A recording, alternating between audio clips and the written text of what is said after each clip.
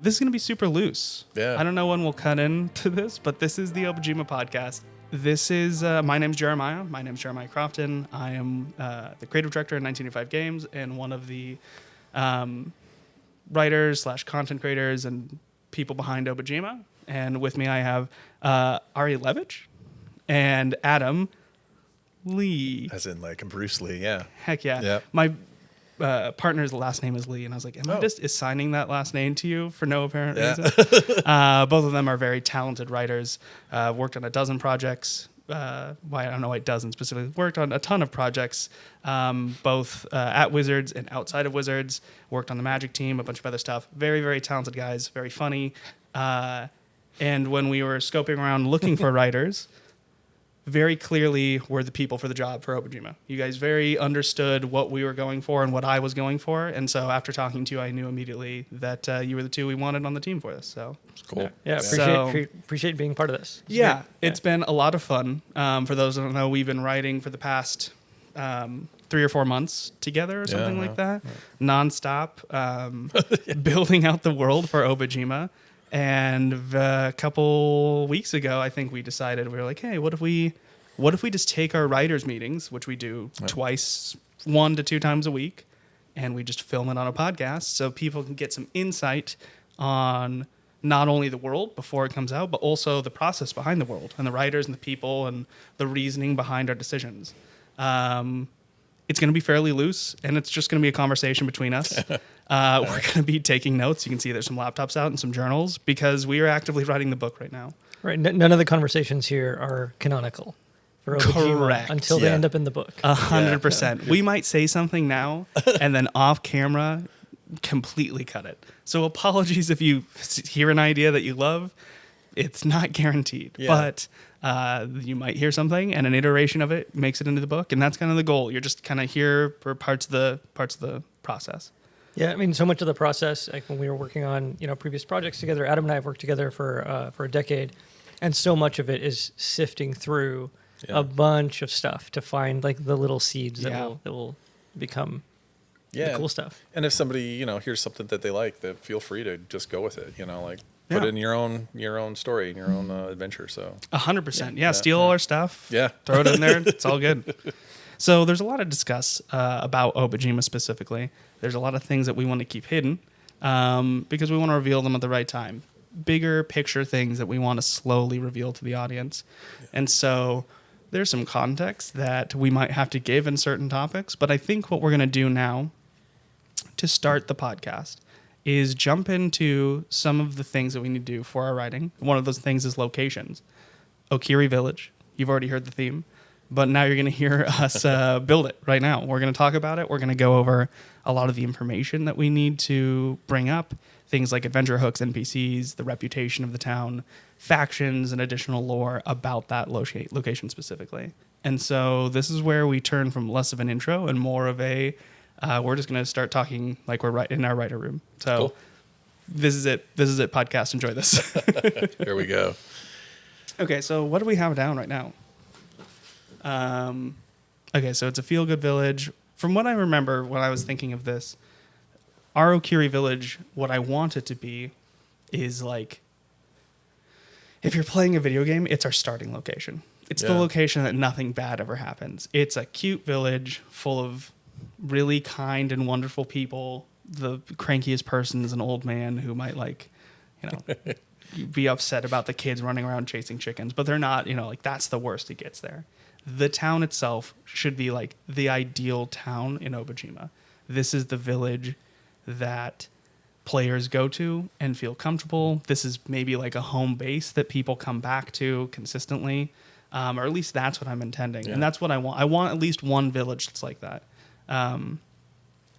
As you're adventuring, you're going to go around and meet a bunch of people and a bunch of stuff like that. And there's going to be tension and there's going to be things you're going to have to face. But in Okiri Village, I want it to not feel like that. Yeah. And then if the DM ever does push them in that direction, then that's like a really like huge moment when you, for a year and a half, Okiri Village was perfect. And then one day something bad happens, and it's like very serious. So that's where my brain went immediately. As a DM, I want to take the things you love and I want to immediately cause them to be imperiled. And it makes me feel like here there's no there are no vending machines or anything like that. That's something that you hear by rumors. Like I kind of feel like we kind of pull a little bit from like the Shire.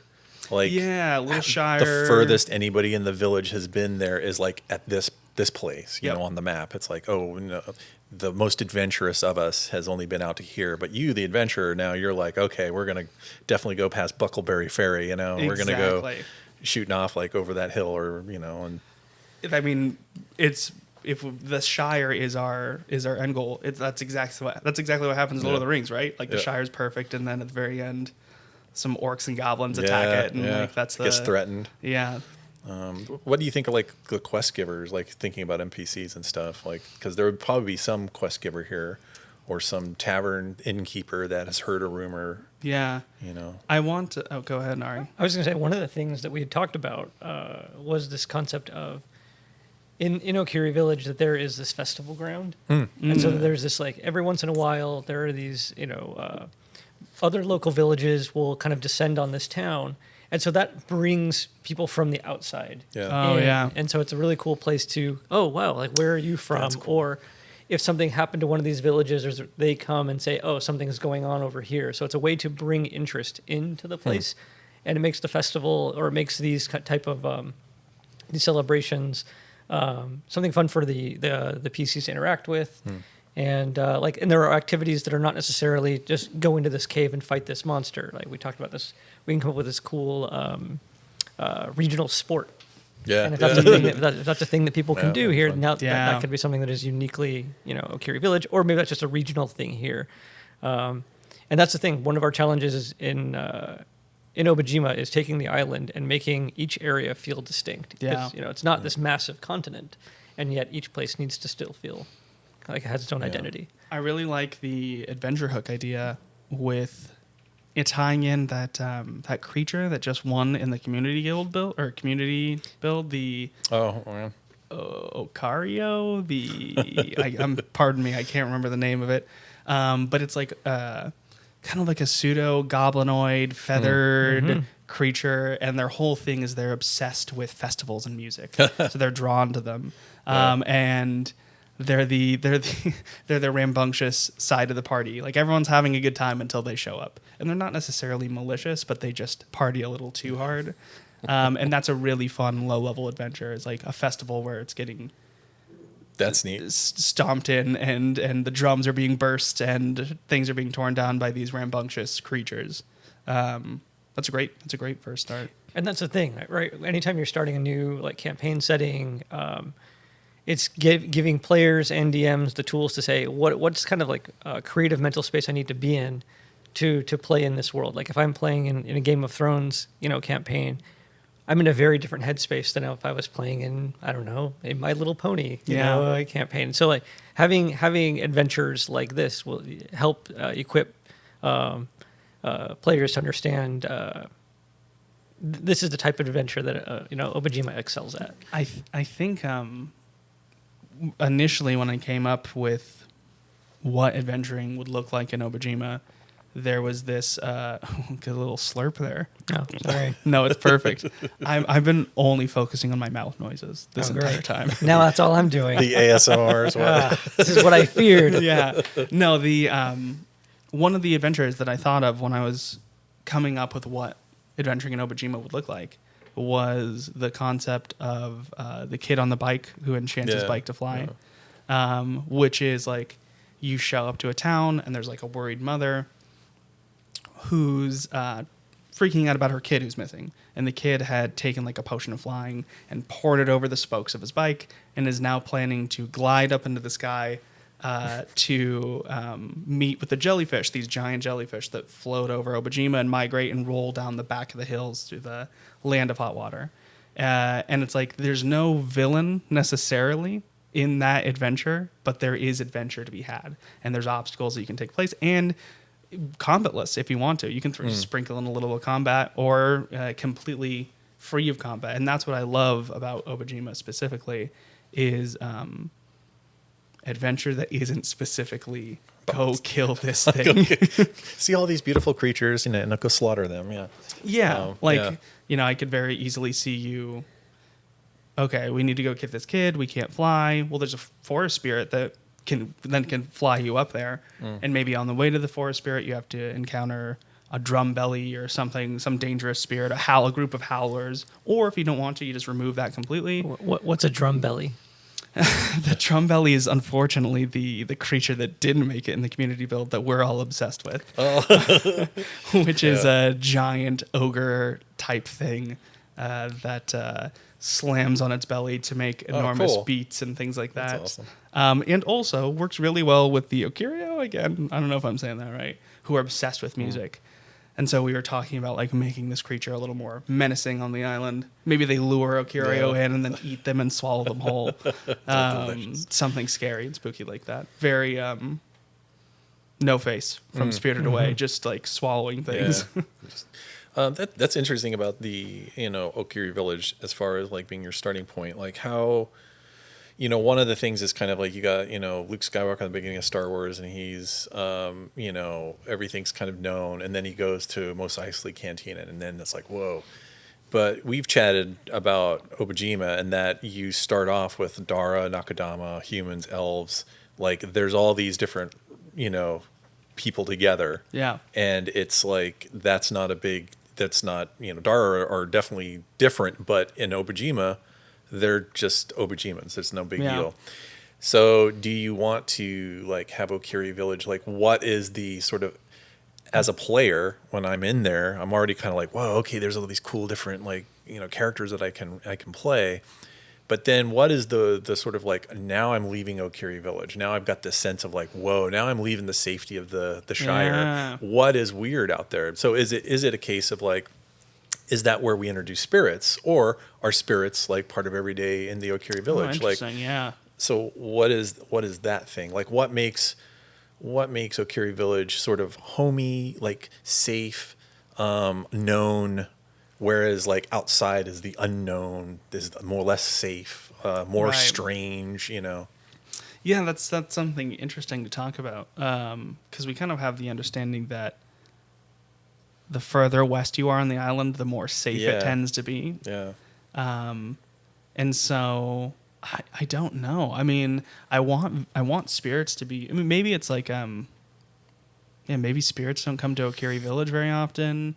Maybe it's a situation where maybe there's one spirit on the outskirts of the village Yeah. that likes to live around there in the Like, forests. Yeah, it's like Obi-Wan, the old Ben, you know, like. Or is it, or is the corruption sort of the weirdness of the outside, you know? Yeah, that's possible. Because the corruption's been there for a long time. Yeah. Because we're thinking like, you know, maybe over a century or a century. It's Yeah. a question of how prevalent the corruption is. Yeah. Right. Yeah. If it's relegated to one part, then they're like one part kind of on the other side of the island as representing the most perilous part of the island.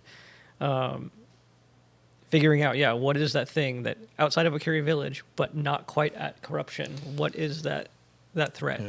Yeah. Or what makes it not necessarily unsafe, although, you know, there's going to be perils, there's going to be all of that kind of stuff, but like what makes it where the adventure, it feels like I'm now stepping into a world of adventure.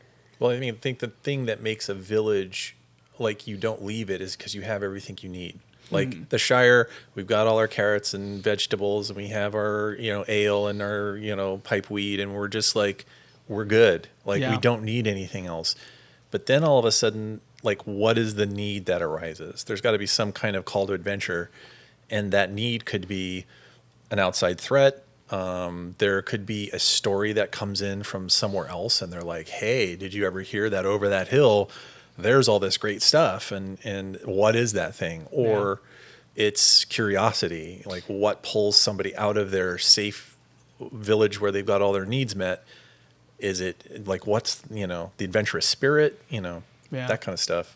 Or a peril, like one of your buddies is like, you know, my little sister wandered off, or my little brother wandered off, and we don't know where to find them. I think they went into the cave, you know. Right. It's like, okay.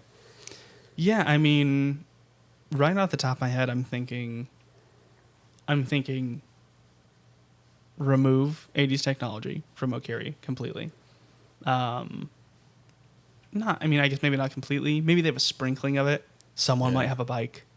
Or some like old adventurer has like in her garage, she's got something that's weird, and she's like, I don't know what it is. I found it. Yeah, When I went wandering, I got lost. You know, it's like, oh shoot, really? Maybe it's like a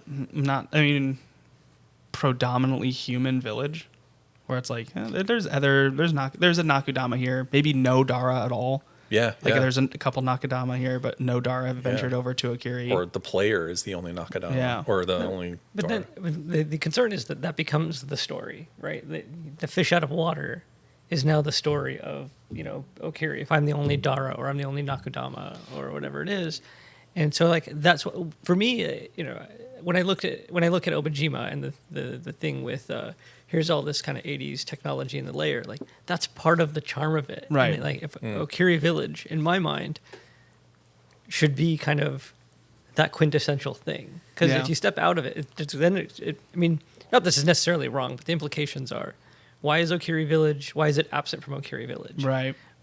Was it feared? And so at some point they expunged it from their town. So then it creates like, what is the relationship that people have to this 80s tech? Is, something... I totally agree with you. I actually think maybe we're looking at it the wrong way and we're looking at it too much like a video game. Maybe it's just less of like maybe it's everything. Maybe there's spirits all over the place and there's Dara and there's Nakudama and there's technology. It's just the perfect ideal version of what, like you were saying, the perfect ideal version of what Obojima is. And the only difference being between Okiri and a lot of these other places is that it's like a home base in the sense that you can rest assured that when you're there, you're not necessarily in a ton of danger.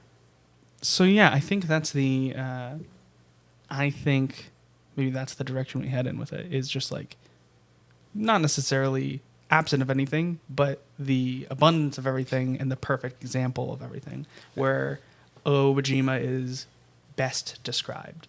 A mixture of fantasy, medieval, 80s technology, spirits, and whimsy. I think that doing that, you have an interesting thing where it's almost like any building that you enter in Okiri Village, it could be an avenue for new adventures. So you go into the magic shop and, you might have a gathering of, spellcasters there, and there might be a bunch of different things that will put you on an adventure based on what they're asking you to do or things that they need. Yeah. And if we put it essentially on like a crossroads, that brings people to the village that could bring adventure. So imagine instead of it being the Shire, what if the hub was Bree, right? So I was like, okay, so then you have interesting people always coming through this thing, and that means that you don't even have to be from this place. It means that when the adventure starts, you're there for some reason, and so that means like Okiri Village would have something like they're known for the festival. They're known for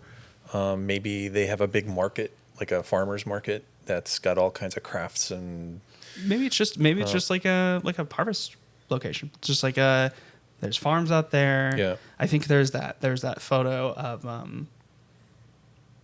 illustration of the dragon sitting inside like an abandoned barn with the little girl riding up on the bike.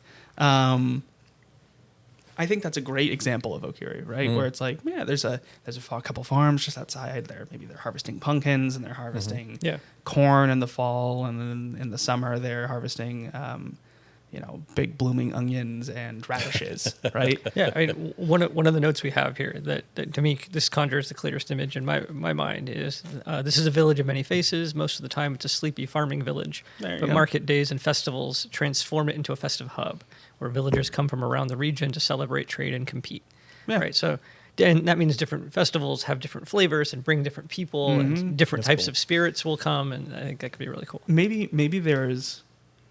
there's one vegetable every season, and they have a festival based around it. Yeah. So there's the turnip festival and the pumpkin festival, and the maybe they do flowers in the spring. So there's the rosebud festival, or maybe they have a festival about the dawn blossom tree or something like that. Okay, I like that. Festivals based on vegetables. Get that down in the notes. Festivals. Vegetables. I'm sure I'll remember what that is. Yeah. It's like the classic D&D notes. What does old man goop mean? I don't know. I wrote it 2 weeks ago. Hopefully that's useful in the future.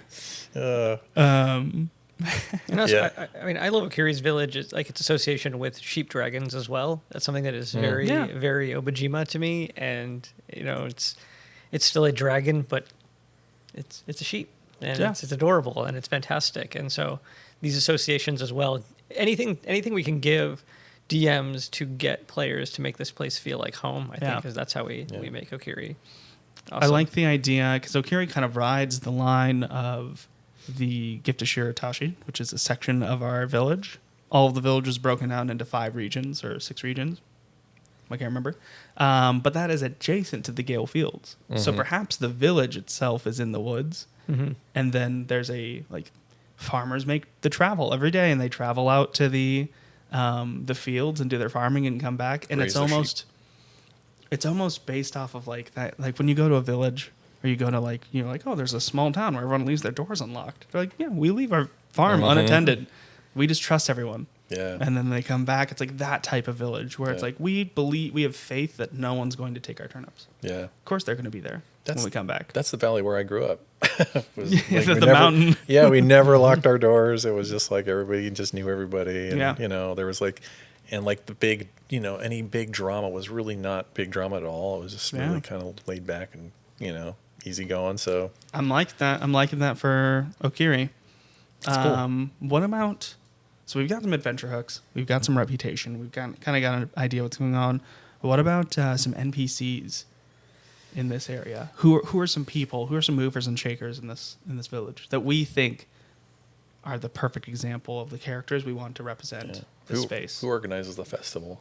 That could be a fun character. The lead farmer or something, or the. Is there a mayor, or is there an elder, a village elder? Yeah. We could do have like a farmer oligarchy. Where there's like a collection of farmers that rule over this village. The farmer consortium. Yeah, exactly. They're all just shady. Yeah. Dark circles in their eyes. And they all have weird, different farmer tans from like the outfits that they wear. That's right. Pull up your sleeve. Yeah. No farmer tan. Out of the building. Get out of here. You're not a farmer. You ain't no farmer. There's another type of NPC I would love to see is in the one of my favorite comics is Usagi Yojimbo. Yeah. There are these woodcutters. It's this couple. It's an old couple. They always show up when Usagi is kind of wandering through the wilderness. It's these woodcutters, and I love the idea of creating just NPC of just here's commoner farmers that you can drop in. These are the farmers you might encounter if you're out. Sure. If you go to a farm, or you meet them on the road as they're heading to Okiri Village and things like that. These kind of recurring characters that show up, but they're not necessarily big, heroic types or whatnot, but just a sense of charm. What about like a charismatic farmer who is friends with or a charismatic field worker who's friends with all the farmers, and so no matter what season, he's always got a job working with the farmer that tends to those crops, and he's always maybe he's always dropping off deliveries and things like that. He's always carrying a wheelbarrow around with all of his stuff. We could even give him like a fun companion, like maybe as a spirit that follows him around. That's great. Yeah. All right. Cool. I like that little fun friend. I think like having been in a farming community, like growing up, it was like farm equipment's always breaking down. So it'd be cool if there's some like some woman who works in just fixing all the stuff. Like she just fixes everything. Like if your wagon breaks down, she can fix your wheels. Yeah. Like if your barrel gets a hole, she can cooper it. I like the idea of her being obscure with her fixings too. It's like, oh, your blade's not sharp. Let me soak it in ramen broth. That's how you do it. That's how you sharpen. That's how you sharpen it. Or she just cracks the door and takes the blade and then closes the door and light just kind of comes through the windows and you're like, what is she doing in there? Yeah, exactly. She comes back and it's like, yep, yeah. She's like, I can fix your hay barrel Hey, Baylor. Hey Baylor, I can fix your wheelbarrow. Yeah. But I'm gonna need 6 crab shells and like a piece of glass. And you're like, what? Yeah. Those are none of the things that my Make sure the wheelbarrow- glass is blue. Yeah. Like, don't give me any clear glass. You know, don't even get me started. Yeah. Yeah. You see a guy walking up to our shop with like a collection of clear glass. Yes. You just stop him. Stop No, it. no, no, no, No. no. Or blue glass. Pardon me. Yeah. And she could be like secretly like in one of covens or something like that. Oh, a little witch You coven. know, Throw like a little. if you get to know her more, then she's like, yeah, you know, like yeah, maybe a local witch then. way over the yeah. I like that. That's cool. I mean, because then you're introducing the wider world that there are, you know, across the island there are these different witch covens, and you know, that's a fun way to introduce that concept. Yeah. Of just Ooh, well, maybe we have our witch adventure that we're writing. Maybe our witch adventure takes place in Okiri. If it doesn't start there, it could take place the whole village there. But it'd be interesting to have that character, like she's, you know, just like overalls and just kind of rough and tumble, and then, you know, but as you get to know, like there's weird things and they're like, oh yeah, you know, she's just an odd duck, but she gets everything fixed. But then you get to know her better, and then you're like, oh, there's magic. Magic is afoot, you know. Yeah. and that right there leads to adventures as well, right? Yeah. If this is somebody who's part of kind of the witching world of Obojima, then that automatically can lead to adventures. And it also Yeah. starts to bring in the sort of mechanics for like potions and stuff, because she would know that, and she Right. wants all these weird ingredients, and you're not sure like why. Like Right. why Yeah. do you want like That's good. boomberries, and why do you want like, you know, this weird stuff? She's a monopoly on the mending potion. That's right. She's like cleared out all of the like acorns in the area. That's right. All the trees are just stripped. Yeah. You're like, what? What's going on over there? Yeah. Okay, I like that. Who is like a? So I like the delivery boy. I like the like local worker. I like the witch. That's a fun one. But who is perhaps a character that our players can go to get either the lowdown or like is in charge? Who's the person that's like the authority? Is there authority, or is it like there's a couple elders and they all kind of get together, like members of the community get together to solve problems as like a democracy? Yeah, or it could be just sort of like, you know, when you've got this problem, you go to that person. When you got this problem, you go to that person. When you got this problem, you go to that person. But nobody really runs the village. Yeah. It's just like when it comes festival time, you know, The elder of Yeah. festivals, You know, they're you in know. charge. Yeah. you know, Sally runs the festival. You know, she's always done it, and before her granddaddy did it. You know, it's like maybe it's sort of families do these things, like kind of in, you know, oldie times when somebody, you know, got a skill, they handed it down, and then maybe like a local kid would be like, I want to learn how to make a wagon really well, and so they'd go to like the McFaddens, and like then they'd learn from that. So somebody could come outside the family and learn it, but these things are handed down. So running the festival was handed down. How to herd sheep dragons was handed down. Sure. I think that also could be a really cool, fun NPC, because the shepherd is the one who's roaming the furthest, because Right. they're grazing the sheep. So they're seeing things that probably nobody has ever seen. And the shepherd could come back and say, whoa, I went over that hill over there, and you know what's on the other side of it? Like, you know, that's the dark forest, you know, or that's the wandering forest is coming by. yeah, Like Right. the Yeah. creeping canopy. It's like coming through. Yeah. Oh, the water forest is coming by. Like everybody, you know, like get your buckets and go pick stuff, you know, or like let's get the wood, you know, the shipbuilder. Yeah. I don't know if there's shipbuilders here, but we'll see. you know, we'll see. But I think I have a conclusion then. So if we're doing 4, we have our delivery boy, we have a local witch, which is fun. I like the shepherd being like the outside source. Also a very easy tie-in for adventure, because the shepherd can come from outside and bring some sort of adventure Or go missing. or go missing. a sad sheep dragon shows up. Like, Oh, But you're like, "Oh, buddy." the fourth one, which I kind of like as the info dropper, the someone that can show you around town if you show up to Okiri. I love the idea of it being like a bored kid. Of like a little Yeah. girl who's like 9 and she's just like, yeah, my parents are out in the field. I don't do anything. There's no school here. I'm just wandering around. I can show you something. Yeah, she like she just like she just likes people, and she's bored of all the people here. Yeah. So when new people come That's in, she fun. just like goes and messes with them. I want this to be a 9-year-old Nakudama kid. Oh yeah, there you go. That'd be great. She's like, do you know if you go down that well, there's a room down there? Like Yeah. nobody's ever done it. And you're like, what? She's like, yeah, I climbed down there one. And you're like, don't do that, little kid. Yeah, that's crazy. Stop doing it. She's like, no, let me show you. She's like, want to see this knife I found? Yeah. What are you doing? Waving it around. It's razor sharp. You're like, what? You kind of creeped me out. Yeah, that's super fun. Like she when you're in town, she follows you around. She like butts into your information, and then the moment you leave, she's like, I don't go past the borders. Yeah. That's crazy. It could be fun that you have to make rolls because she's kind of tracking you silently and listening, but she's really good. So it's like Yeah. a DC 15 or something like that, and you're like, I keep failing that roll. Like, what's going on? The DM's just like, yeah. You feel like somebody's watching Yeah. you, but you don't know who. Like detect magic, nope, nothing. Then all of a sudden, like, You're like having a private conversation at the local bar, and then you hear like, poof, and so underneath the floorboards of the bar, she's like, dang it, my head. You're like, get out from the floorboards. yeah, like quick. That's great. Yeah. I love the idea of her appearing from random places. Like you're talking, and she like crawls from the crawls down from the ceiling, like lowers from the chandelier. Like, how long have you been up there? Yeah. It's crazy. Yeah, great information gatherer as well, like Yeah. for rumors and Yeah. fantastic. Yeah. That's fun. Okay, cool. I love our NPCs. I like our reputation so far and our adventure hooks. Let's get into this. And I feel like we already have some ideas. Not to say we need to have a faction in every location, but is there a faction that comes to this location or is part of this? Well, certainly the post office will come through. I think the Postal Service comes Yeah. through. I don't think there is a faction specific to this town, though. I don't think there should be. No, and if there is a coven, if there's coven activity here, or is it just the one witch who is affiliated with one or used to be, and Yeah. that's part of what is controversial.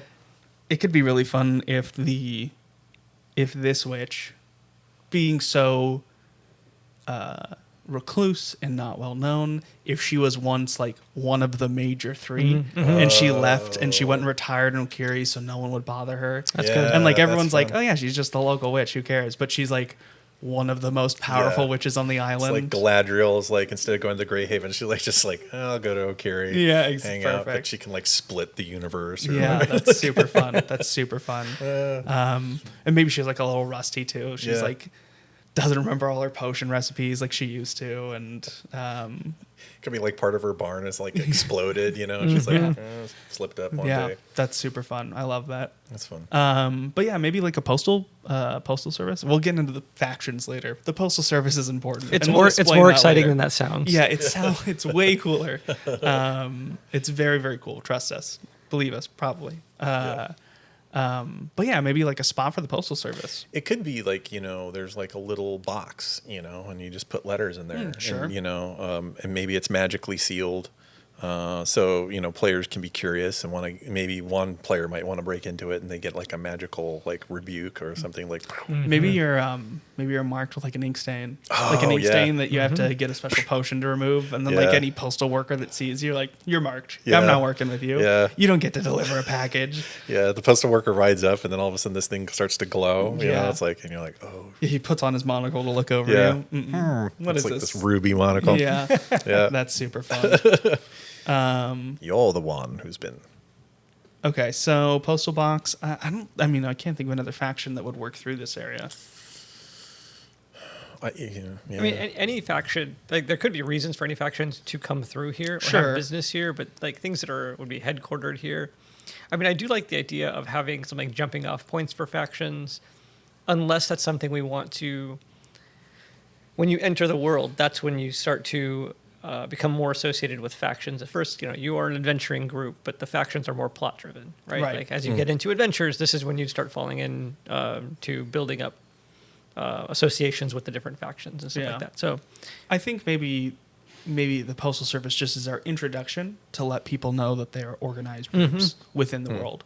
And this is like a good aligned organized group. it's a great source of adventure, Yeah. right? Yeah, I think delivering anything is a great way to get from one place to another. Exactly. So If we put a postal box in every large location, then it's a all of a sudden it is a through line Yeah. that you can utilize. Yeah. Any DM running this can say, I need a package delivered from here to here, and now I can send them in any direction I want. Or as a DM, I could be like, the postal worker rides in and is exhausted and just like, you've got to deliver this package. Like, Yeah. I'm like, and then they keel over or something like that. Yep. And you're like, whoa, okay.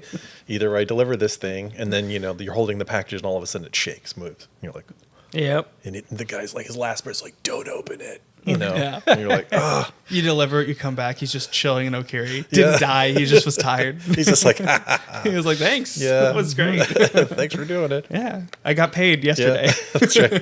Here's the coin.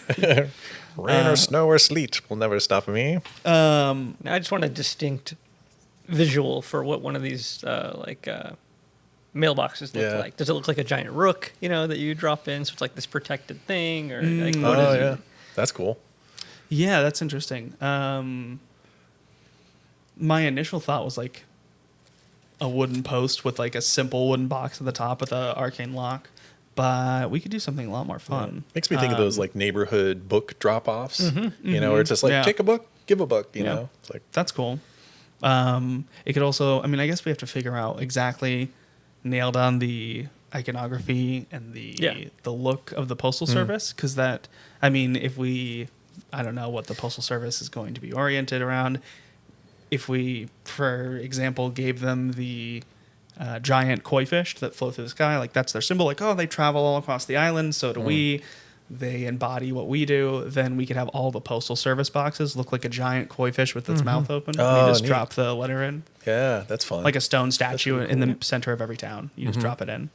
yeah. So I should tell our artists that. If we come up with that, I should tell our artists that so we can throw a few of those into Yeah. the town locations. Yeah. Okay, I like that. We're almost done. This is the breakdown of most of our villages. We already have some festival, or already have some points of interest. Oh, interesting. Someone said, I'm looking at some Okiri Village interest points. Someone said a river spirit temple. Who said that? What are your thoughts on that? I don't remember who wrote One it. of you fess up. Yeah. Who did it? That's interesting. Let's go over this. We wrote some points of interest here. Let's go over some of these points of interest and see if any of these are good. Cooking sites scattered around to encourage outdoor gatherings. Okay, that's kind of fun. Yeah. Commons usually left on ground, grazing. Yeah, I kind of feel like these communal fireplaces. Yeah. What was it? There's the sword school that Yeah. we Oh, talked about. yeah, that's- I actually think the sword school perhaps should be moved to a more bustling town. Perhaps I'm actually thinking the sword school would perfectly fit in unnamed town. Unnamed. That is more modern, like the retaken abandoned city. I think it'd be really cool to have like a giant building that they've taken over for there. But I don't know that I don't know. Well, Tell me what you're thinking. Do you think the sword school should fit into Okiri? One of the reasons I dropped it in here was this idea that early on, you have something. This is more of a hook for the more martial classes. Something for them to do early on. If they go to this place, they can maybe get They could get some tutelage by the masters here, or if not yet, because they're not. They don't meet the requirements or whatever. At least it tells them I'm supposed to do something so that I can come back, meet with these people. We were talking about certain feats that you can't get unless you have trained at this school. Yeah. So one of the things I like about working on a specific setting is you get to have essentially narrative unlocks. Like you can't learn this particular spell unless you go talk to this particular witch or wizard. Yeah. Or you can't get this particular feat unless you go train at this you sword can't school. get this sandcastle spell unless you visit the village. Precisely. Yeah. I think also here you could learn about most of Obojima is going to be this sort of like role-playing heavy, combat light world that you can explore and have fun in. But for those who want to fight monsters and stuff, this could be the place where you start to learn about what the dangers are. Like, when will you need to use a blade out here?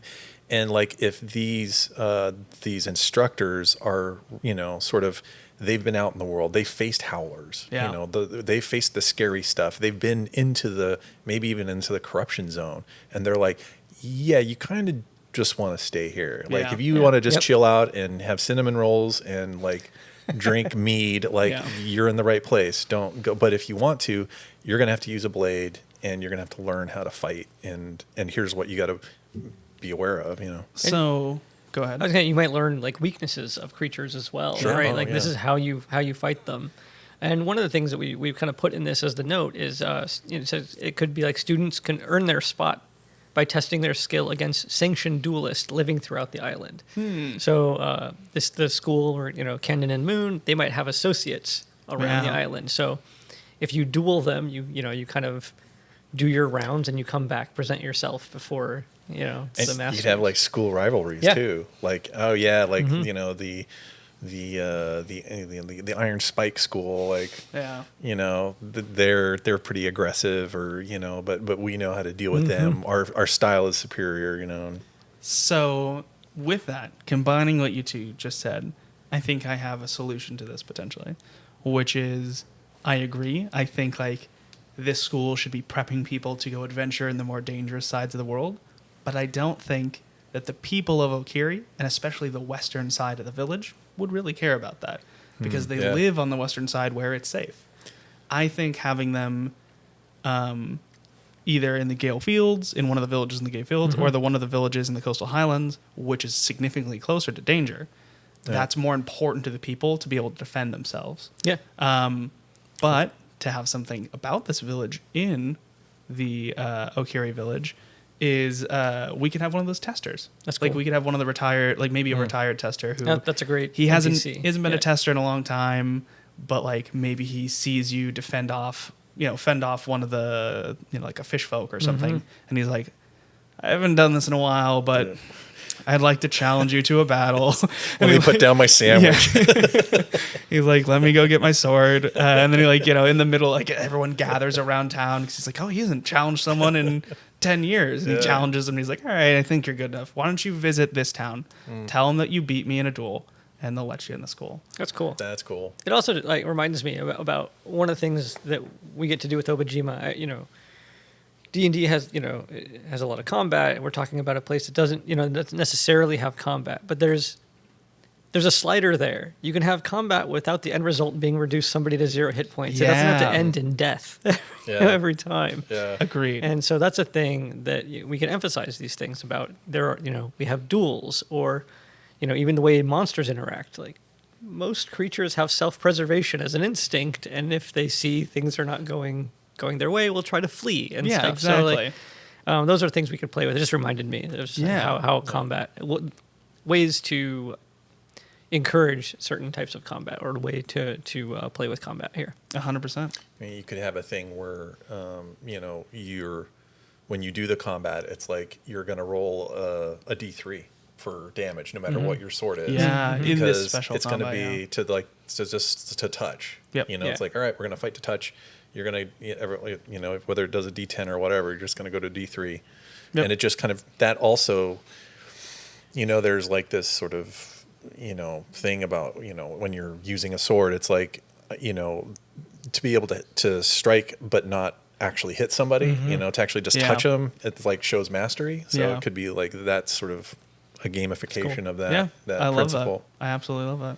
Another thing too was like, these, like your first sort of like, you move from the west to the Gale Fields, these people, the school could almost kind of on a stealth level be like, we're sort of the line of defense. Yeah. Like nothing gets past us. Yeah. And then the ones who are even further out are even more hardcore than us. Like those characters, like those teachers are real. And those are smaller schools too. Yeah. Like they're much smaller schools. People That's cool.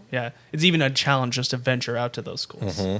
It's a good way to put like castle keeps in the landscape as well. That's what these are. That you have this kind of drum tower, this old kind of thing. It might, and then that's where the school is. There's something to be said That's cool. about one of our wandering temples being one of these schools. That's cool. Potentially. I like that Yeah. a lot. So, okay. All that being said, I feel like we're in a pretty good space for Yeah. Okiri Village.